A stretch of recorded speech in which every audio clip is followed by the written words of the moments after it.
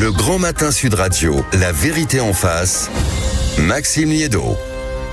Amis auditeurs, on est ensemble jusqu'à 10h pour se pencher sur ce sujet qui devient de plus en plus important dans l'actualité, qui va concerner forcément la campagne présidentielle qui débarque et qui se fait elle aussi de plus en plus présente dans l'actualité. Ces vagues de régularisation massive en France, beaucoup de syndicats, beaucoup de patrons estiment qu'il va falloir régulariser davantage. D'ailleurs, il y a quelques jours dans le journal Libération, ils expliquaient à quel point la circulaire Retailleau censée durcir justement les titres de régularisation était une mauvaise nouvelle pour l'économie. On a vu ce qui se passe en Espagne depuis quelques heures avec le Premier ministre qui a lancé une vague de régularisation, plus de 500 000. La droite en Italie aussi considérée comme un modèle en France. Qu'est-ce qui s'est passé ? Pression de l'économie là aussi avec une vague de régularisation. Est-ce que la France va pouvoir à un moment ou à un autre reprendre la main sur son immigration ? 0826 300 300 pour en débattre en studio avec vous et avec ma pomme jusqu'à 10h. Bonjour Amaury Brelet. Bonjour Maxime. Ravi de vous retrouver comme chaque vendredi, rédacteur en chef de Valeurs Actuelles, avec à la une cette semaine Boc-Côté confidentiel à l'occasion de la sortie de son dernier livre. À retrouver donc en kiosque et sur le site internet. Et bonjour François Calfon. Bonjour. Merci beaucoup d'être avec nous ce matin. Vous êtes secrétaire national du Parti Socialiste et député européen. C'est vers vous que je vais me tourner pour poser cette première question. Est-ce que oui ou non, on va devoir faire face à une réalité économique qui va nous amener, la France, et donc dans les prochaines années, à faire des vagues de régularisation? Oui, mais pour répondre à monsieur Tanguy qui est pas là parce que vous l'évoquiez, il faut pas faire l'essuie-glace. Faut pas être d'un côté, on ne régularise rien par idéologie comme le fait l'extrême droite. Par exemple en Espagne, ça n'est pas le Parti populaire qui sont opposants à monsieur Sanchez qui refuse les 500 000 parce qu'il y a un principe de réalité. C'est Vox, c'est l'extrême droite qui dit qu'il faut réimmigrer, comme monsieur Zemmour, une partie de l'extrême droite à la fois politique et éditoriale. 8 millions de personnes en Espagne, ce qui évidemment ne tient absolument pas la route. Donc il faut tenir les deux bouts de l'omelette pour avoir un débat sain. Le premier débat, c'est qu'évidemment, les gens qui travaillent, qui payent leurs cotisations sociales, ont vocation à finalement participer à l'économie. Voilà. Le deuxième débat, qui est un autre débat, et il faut les lier les deux, c'est la qualité de l'intégration qu'on fait. C'est-à-dire que quand on donne des papiers à des gens qui travaillent, qui contribuent, c'est très bien, mais il faut aussi assurer leur intégration. Et je vais même vous dire, parce que j'étais en Espagne avec monsieur Sanchez, il y avait une initiative des progressistes. Mes collègues socialistes espagnols, parce que je leur ai posé la question, comment vous faites pour avoir l'opinion qui vous soutient là-dessus? Il dit, mais moi je connais bien la France, j'ai un collègue. Il dit, on n'a pas de ghetto. C'est-à-dire que la population immigrée s'intègre peut-être plus facilement qu'en France. Non, mais on n'a pas de ghetto au sens où il n'y a pas cet habitat de tour.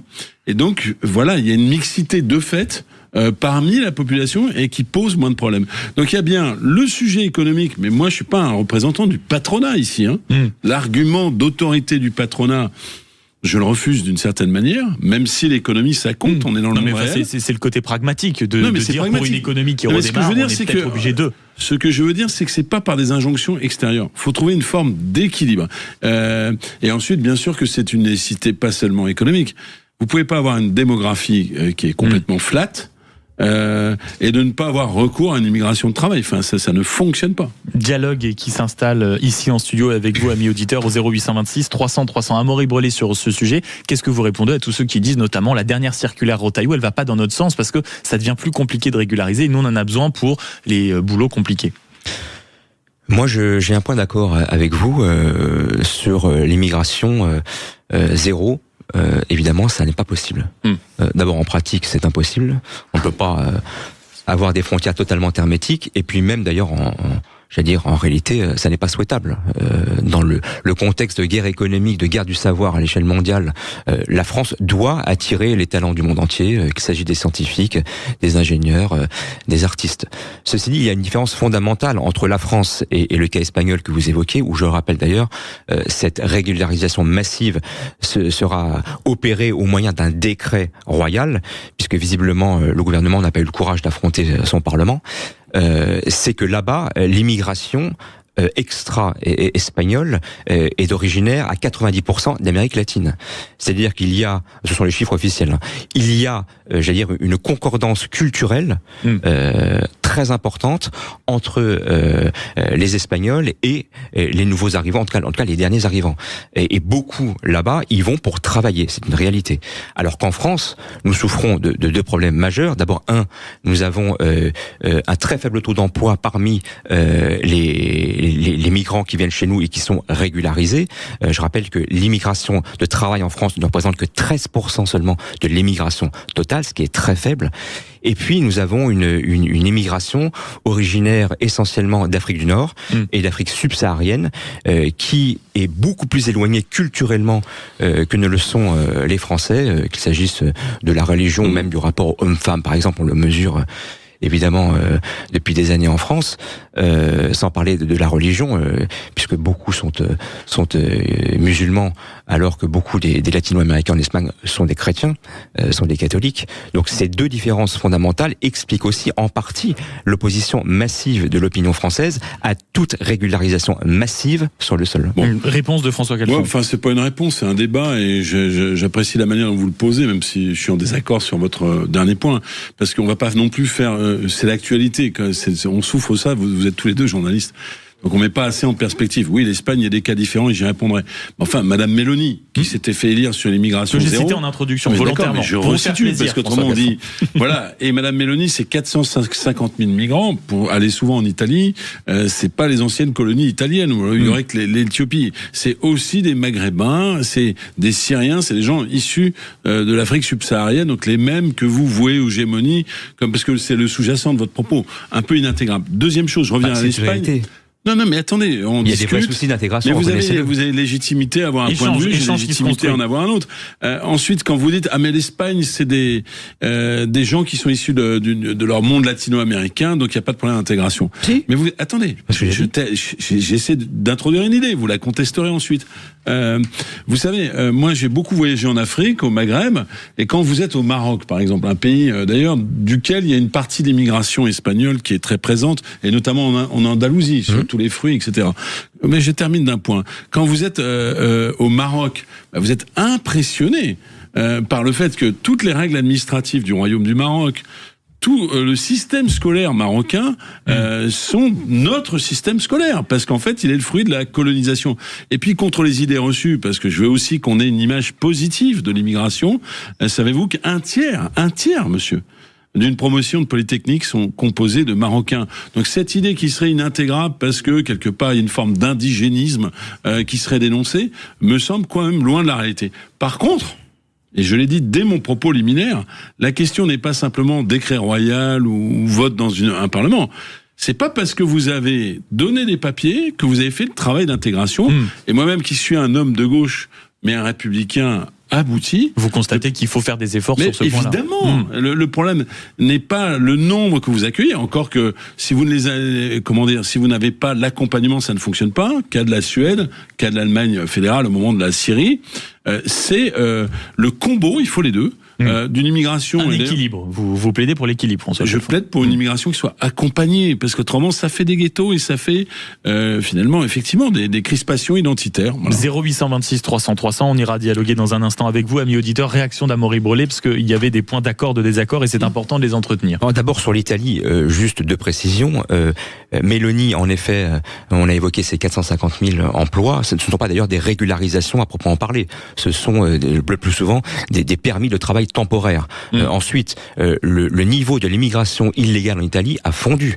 Le pourcentage d'arrivée de migrants sur le sol italien a été réduit de plus de 60%. De plus de 60%. Pourquoi, madame, fin de la démonstration. François Calfon, fin de la démonstration, ça permet de préciser. Pourquoi, madame, vous dites elle a réduit. Pourquoi madame Mélanie, qui s'est fait élire strictement sur le contraire, dans l'année où finalement elle est élue, est conduite à mener cette politique-là? Ça devrait vous interpeller, parce que c'est une femme issue de l'extrême droite. Mais moi, je vous ai dit que je n'étais pas pour l'immigration zéro, et je pense que ceux qui, à droite, promettent, qu'ils soient candidats ou pas à la présidentielle, promettent une immigration zéro, mentent aux Français. Ceci dit, il faut évidemment regarder la réalité en face. Il y a en France des problèmes d'intégration, c'est une évidence. D'ailleurs, même l'ancien président de la République, François Hollande, socialiste, l'avait reconnu.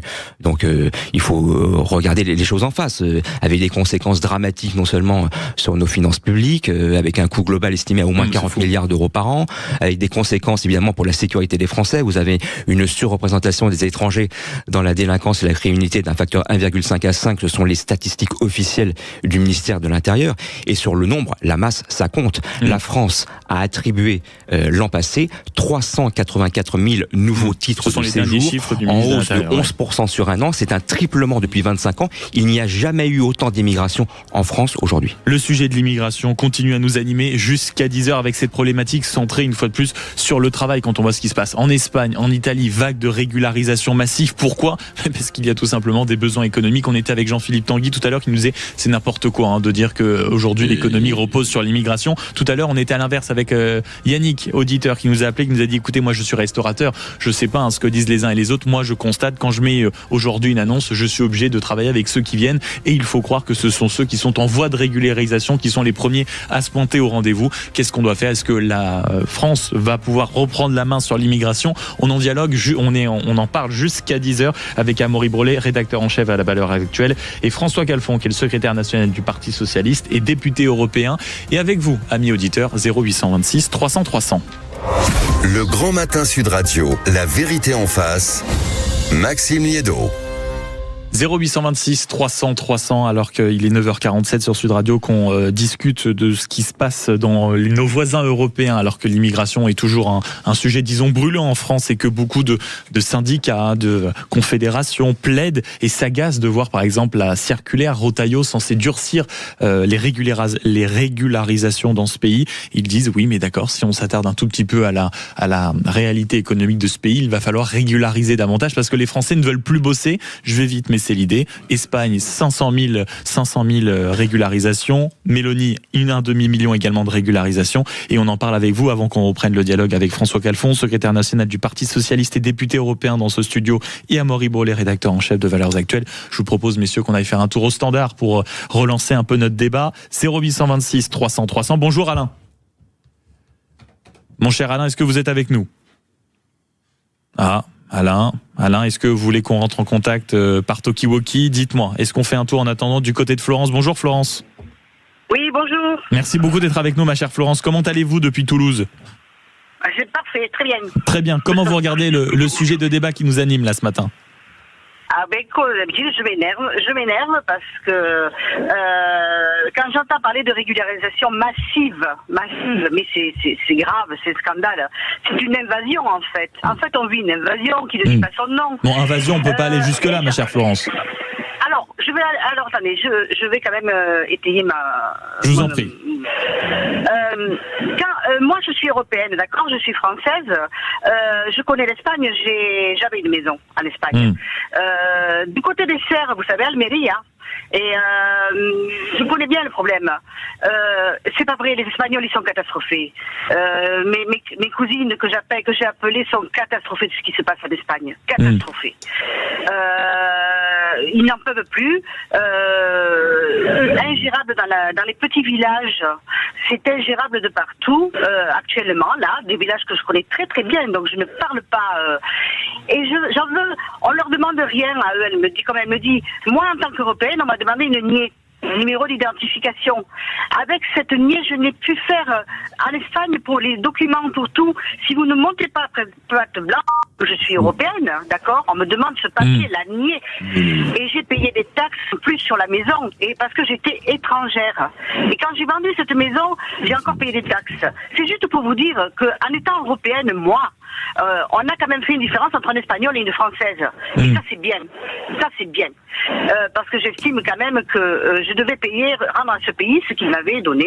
Donc vous dites, pour résumer, ma chère Florence, vous dites visiblement de ce que vous nous racontez qu'il n'y a pas les mêmes règles entre les Espagnols, les Français, etc. Que c'est soit c'est ça qu'on doit plus ou moins garder, et c'est visiblement qui s'estompe. Mais François Calfon va vous répondre. Enfin, sur les maisons, vous savez, moi je suis parisien, alors c'est peut-être ce que vous prenez.